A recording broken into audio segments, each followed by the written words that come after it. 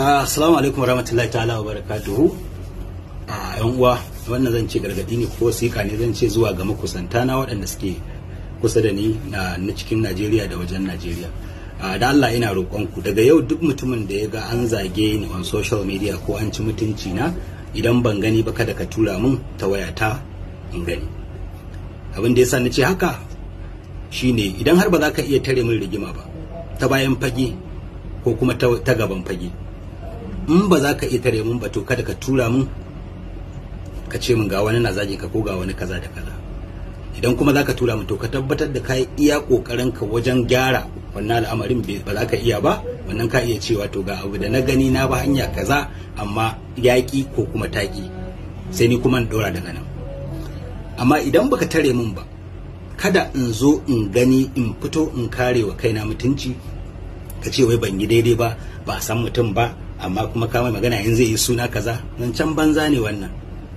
Ku kuke raina mutum, ni ba na raina mutum duk kankantansa, saboda duk abin da ka raina wallahi wata rana sai ya baka mamaki.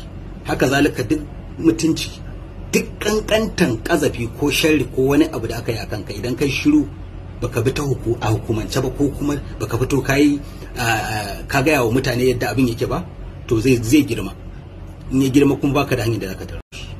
Amma no matter what, in ka fito kai magana, yanzu ni na riga na san cewa duk sanda zan fito in yi magana wajen kare mutunci na ne, ba wani abu ba. Man faɗa da kai haka kawai. In ka ga na kira ko na bada martani ni ka taba, to ban da haka. Dan haka in zan yi so dubu, kada wani ya kira ne ya ce mun ba girman ka bane mutum zai yi suna ka taba kaza. Ka je ka tare mun mana, shine zaman tare, shine zaman amana, zaman gaskiya. Idan matsala zai same ni, kai kokari iya kokarin ka, in yafi karfin ka sai ka hada da wasu waɗanda ma ba sai an zo guri na ba.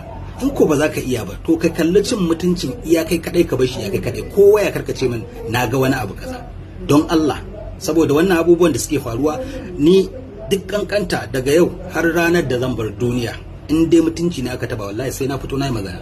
Saboda malamai ma idan aka taba mutuncinsu suna fitowa su address mutane cewa ba haka suka yi ba ko ba haka suka ce ba, kada dan haka su Allah ya isa, ko kuma su jan hankali a gurin mutane.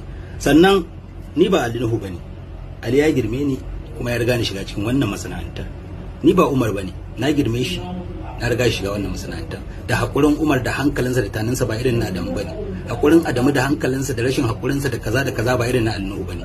So bana so ku rika hada ni da mutanen da ke cikin masana'antar nan, saboda ni bani da hakuri, na gaya muku ban da shi, kuma babu ranar yin hakuri in dai akan mutunci na ne. Ba zan fito in zage ka kawai ba sai ka taba ni. Dan Allah dan Annabi a kiyaye, in ba haka ba